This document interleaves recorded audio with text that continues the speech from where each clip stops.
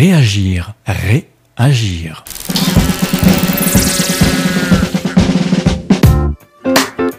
Le magazine Rété d'information Réagir Production vous propose aujourd'hui de vous mettre à table dans un restaurant repris en 2019 par Antoine et Fabien, la Baleine Bleue, qui allie une cuisine classique, raffinée, internationale et saisonnière dans un cadre cosy et une vue panoramique sur le port de Saint-Martin-de-Ré.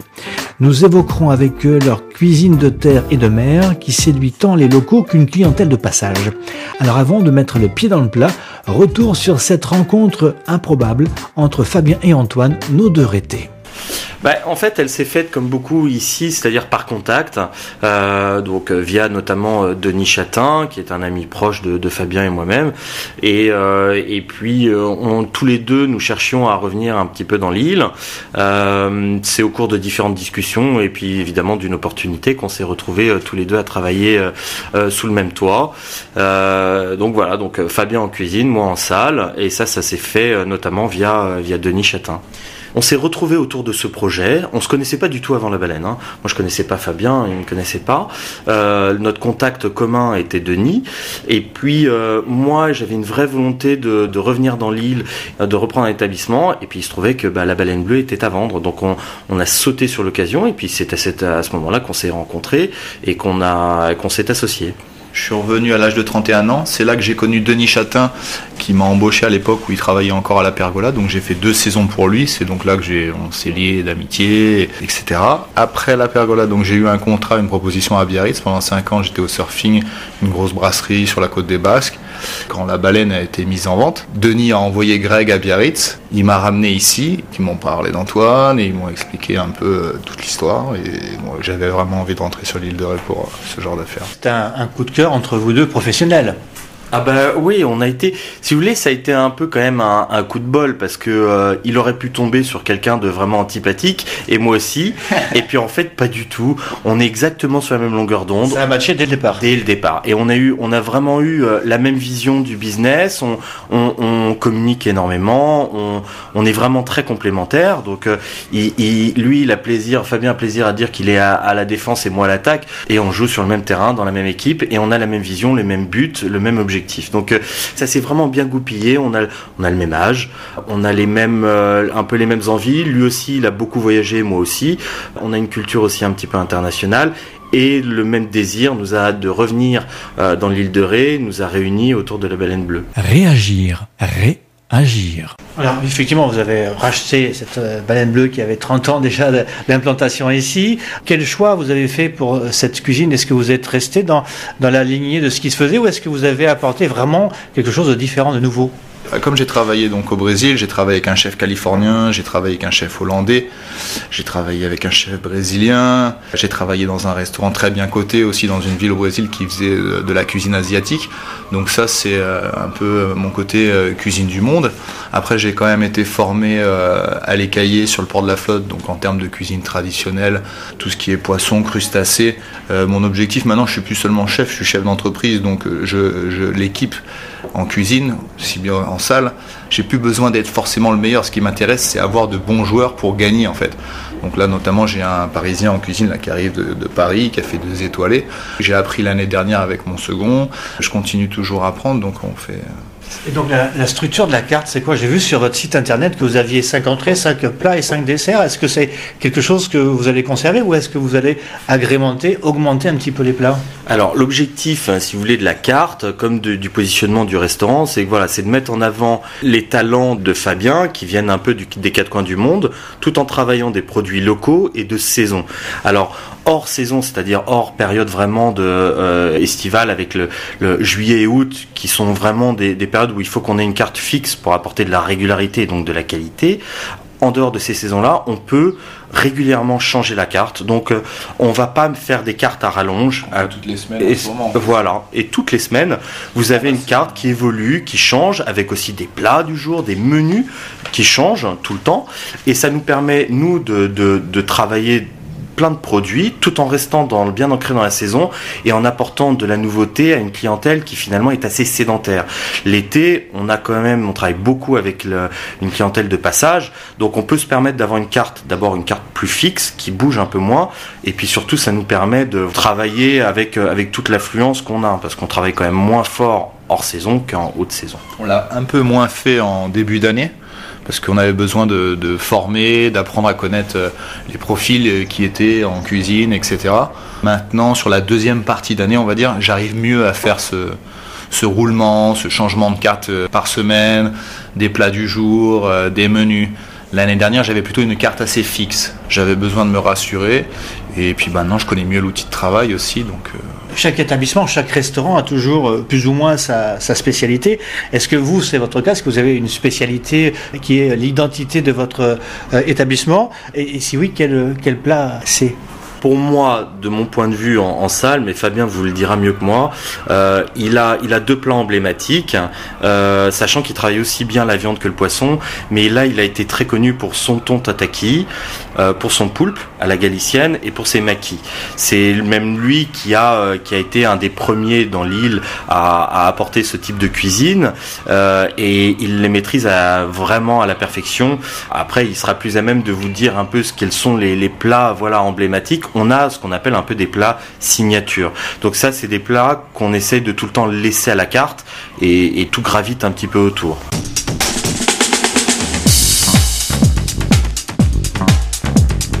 Entretien avec Antoine et Fabien, les gérants du restaurant La Baleine Bleue sur l'île de Ré.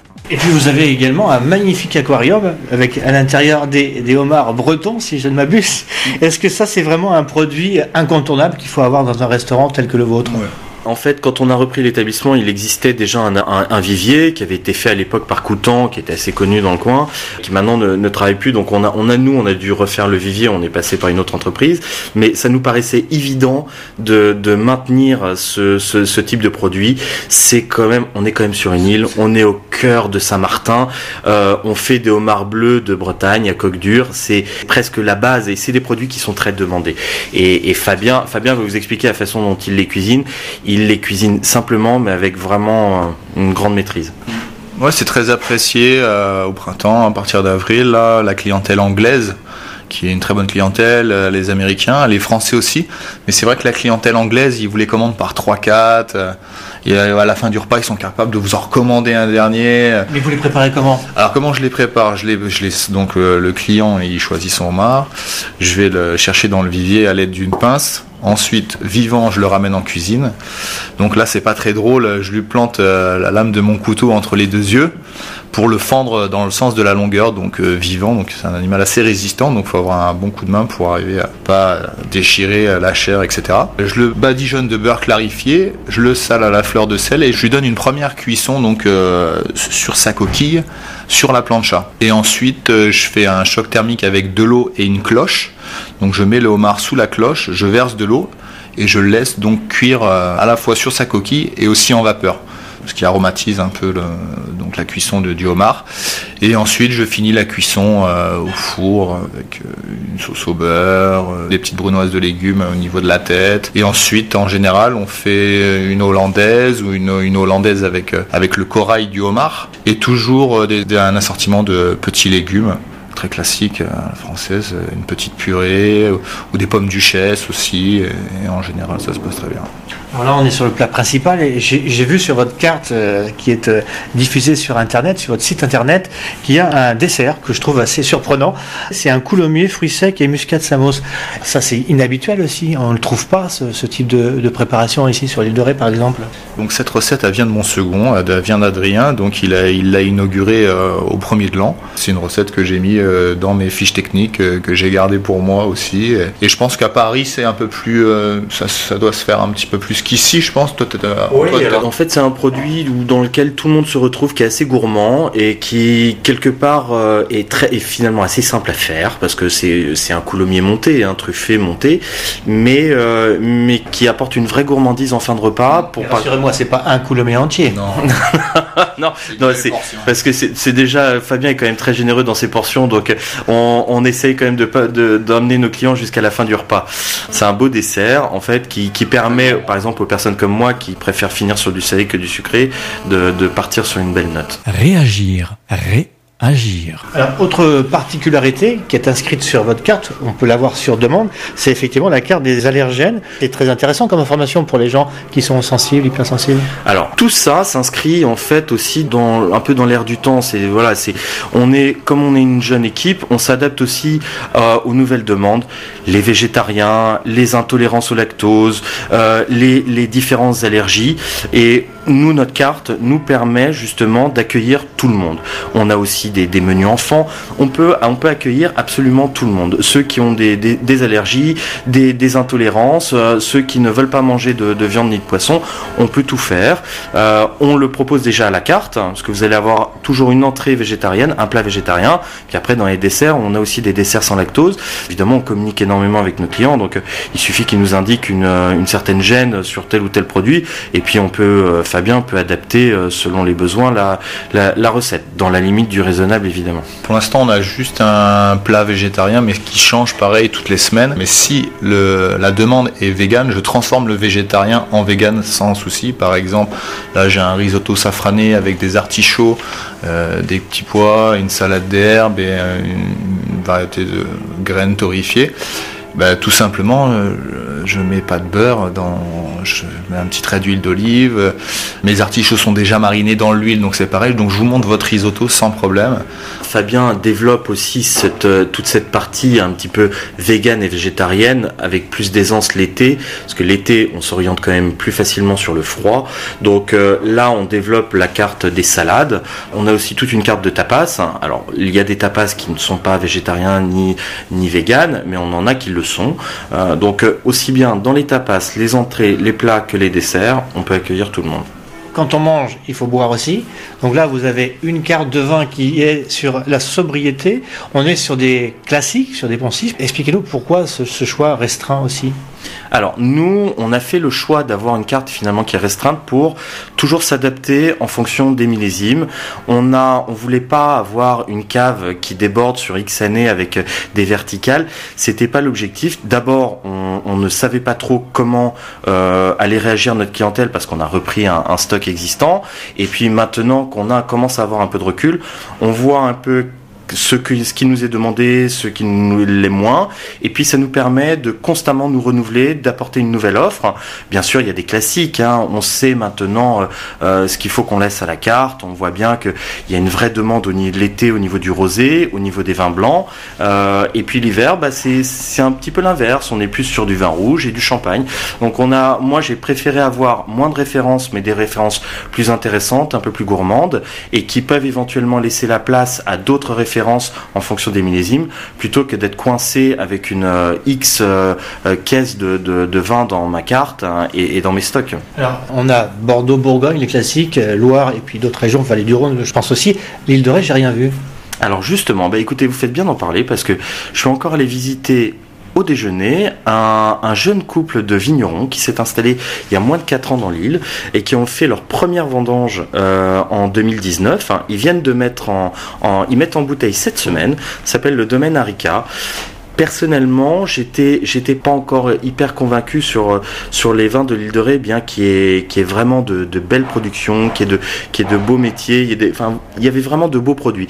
Mais j'arrivais pas encore à trouver la place pour les vins locaux sur la carte de la Baleine Bleue.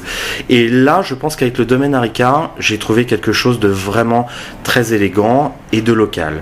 Donc on faisait aussi d'autres vins locaux, mais c'était plus des spiritueux. On allait faire des pinots, on allait faire des cognacs, on fait aussi des bières de l'île de Ré, mais le vin blanc, le rosé ou le vin rouge, j'avais pas encore trouvé quelque chose qui pouvait convenir pour la Baleine Bleue.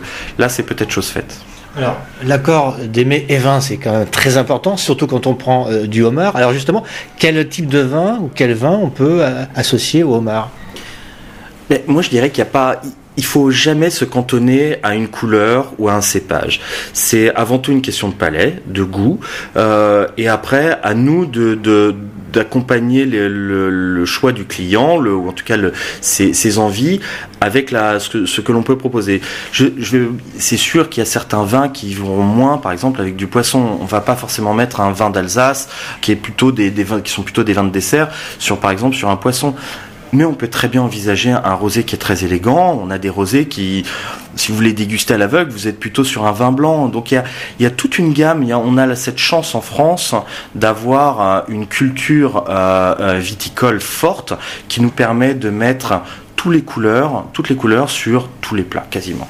Alors, je vais en revenir à mon coulommier. Qu'est-ce qu'on pourrait prendre comme vin ? Maintenant, connaissant un petit peu Fabien, il a un petit péché mignon, ça va être le Pomerol. Et le Pomerol pourrait parfaitement accompagner un coulommier. Mais vous êtes sur un vin qui est assez structuré, qui a quand même, qui a du corps, qui a une profondeur, mais qui a ce côté un petit peu velouté aussi, qui accompagne bien le crémeux d'un coulommier monté. À l'intérieur du coulommier, vous avez des fruits secs, des noix de muscade, vous avez plein de petites choses, vous avez de la truffe. Encore une fois, tout ça, c'est quelque chose qui va bien se marier avec un vin rouge, aussi avec un vin blanc. On a des vins blancs qui sont très élégants. Je pense par exemple à un Gros Hermitage blanc, ça va très bien avec un joli fromage.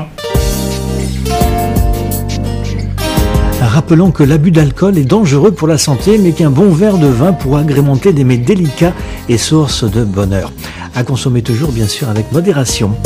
La Baleine Bleue est située dans le cœur de Saint-Martin-de-Ré, un lieu chaleureux et une cuisine gourmande qui ne manqueront pas d'éveiller vos sens, j'en suis sûr. Merci à Fabien et Antoine pour leur accueil et leur gentillesse. Vous pouvez réécouter ce reportage sur les pages Facebook de Réagir Productions et de Radio Île de Ré TV, en n'oubliant pas, s'il vous plaît, au passage, de caresser le pouce bleu, vous savez, celui qui pointe à midi. Ce reportage gustatif a été réalisé par Stéphane Nadouce pour Radio Île de Ré. Réagir, réagir.